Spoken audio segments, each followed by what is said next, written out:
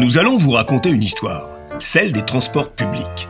Cette histoire débute en 1662 grâce à Blaise Pascal, le fameux mathématicien et philosophe français, avec la création des carrosses à 5 sols. C'est un Nantais, Stanislas Baudry, qui en 1825 inventa le premier transport pour tous. Il installe des bains-douches dans les faubourgs de Nantes et pour y faire venir les Nantais, propose un omnibus hippomobile. Il faut attendre 1828 pour voir apparaître le véritable ancêtre des transports urbains parisiens, le populaire omnibus Madeleine-Bastille. Dans le domaine ferroviaire, c'est en 1827 que la première ligne de chemin de fer est créée, sur 20 km. C'est un train destiné au transport du charbon des mines de Saint-Étienne à la Loire, d'abord tracté par des chevaux, puis par des locomotives, dès 1830. Et le premier transport ferroviaire de voyageurs voit le jour en 1830 sur la ligne Saint-Étienne-Lyon. En 1837, c'est l'ancêtre du RER. Le petit train relie Paris à Saint-Germain-en-Laye en 35 minutes. C'est l'essor du chemin de fer à vapeur. Et 6 ans plus tard, en 1843, la ligne de chemin de fer Paris-Orléans est inaugurée. Le voyage dure 3 heures.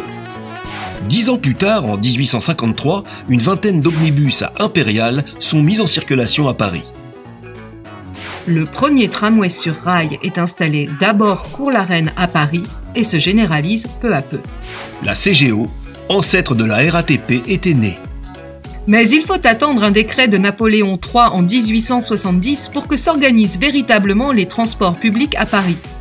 Quelques 358 voitures à chevaux circulent alors dans la capitale. En 1881, c'est à Clermont-Ferrand que le premier tramway électrique apparaît. Puis, en 1890, ce sont les premiers tramways funiculaires parisiens, inspirés de ceux de Chicago, San Francisco et Londres, dont le dernier survivant est le fameux funiculaire de Montmartre. 1899 voit la création du syndicat professionnel des tramways hippomobiles, ancêtre de l'UTP. Le 19 juillet 1900, c'est l'inauguration du métro parisien, pensé par Fulgence Bienvenue. Il est opéré par la CNP, la compagnie du chemin de fer métropolitain de Paris. En 1905, le premier autobus roule entre Montparnasse et Saint-Germain. Sa vitesse moyenne est de 14 km/h. 1908, le petit train jaune des Pyrénées, toujours en service, est un des premiers trains électriques. Il utilise l'électricité créée par l'eau venue des montagnes. En 1913, les Parisiens disent adieu au dernier omnibus à chevaux de Paris. Et pendant la Première Guerre mondiale, tous les autobus de la capitale sont réquisitionnés. Une centaine sert immédiatement au transport de troupes et part sur le front. En 1928, pendant les années folles, de nouveaux modèles d'autobus apparaissent, plus modernes et dotés de pneus.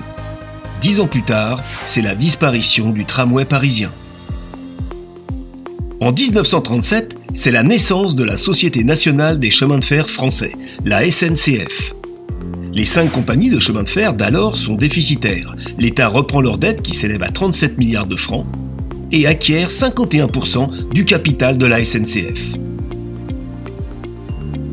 1948, la CMP, gestionnaire du métro, et la Société gestionnaire des transports de surface fusionnent pour donner naissance à la RATP.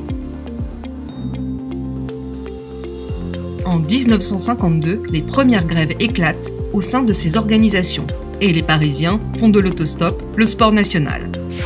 1955, c'est le passage aux 50 Hz, dit courant industriel pour les locomotives. Considéré comme plus économique et plus performant, c'est une révolution dans le secteur ferroviaire et aujourd'hui la norme internationale en matière d'alimentation électrique.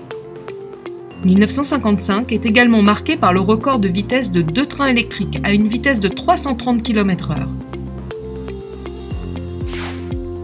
En 1972, c'est l'arrivée du RER dans le paysage des transports publics parisiens. Alors quant aux dépenses d'exploitation, il faut souligner que les usagers ont supporté, en 1945, 75% du total, et maintenant n'en supportent plus que 50%. Il faut bien que quelqu'un paye. La grande vitesse démarre en 1976 avec l'inauguration du turbotrain, ancêtre du TGV. La première ligne à grande vitesse est inaugurée en 1981 sur le trajet Paris-Lyon. En 1981, l'organisation professionnelle rassemble les réseaux des transports urbains et se dote d'un nouveau nom, l'Union des transports publics, l'UTP. Une autre inauguration en 1983, celle du premier métro sans conducteur à Lille, le Val. En 1985, c'est le retour du tramway à Nantes, disparu en 1958. Innovation notable, le tramway roule désormais en site propre. En 1994, c'est l'inauguration du tunnel sous la Manche, 52 km creusés par 12 000 hommes à 42 mètres sous la mer. 1998, le premier métro automatique à Paris. Totalement automatisé, la ligne 14 est une première mondiale. Grâce au succès de cette réalisation, le modèle français a été exporté en Chine, en Turquie, aux États-Unis, au Danemark, Sao Paulo, Alger, et la quasi-totalité des métros construits à travers le monde est aujourd'hui automatique. En 2006, l'UTP accueille les entreprises ferroviaires. L'UTP devient alors l'Union des transports publics et ferroviaires. Après un record mondial de 515 km/h en 1990, le TGV bat un nouveau record en 2007. 574,8 km/h. Je répète, 574,8. En 2018, dans le cadre du train de Noé, les opérateurs de plusieurs pays s'unissent pour revendiquer les atouts environnementaux du fret ferroviaire auprès du grand public et des élus. Après 120 ans de développement et d'innovation continue au service de la mobilité, les entreprises françaises de transport public ont accumulé au fil des décennies une expérience et des connaissances aujourd'hui mondialement reconnues. Fortes de ce savoir-faire, ces entreprises sont présentes aux 4 coins du monde. Pour faire face aux exigences environnementales et proposer des transports toujours plus rapides, fréquents et performants, les modes de transport se diversifient aujourd'hui. Téléphérique urbain, bus à hydrogène, navette autonome et peut-être demain la téléportation.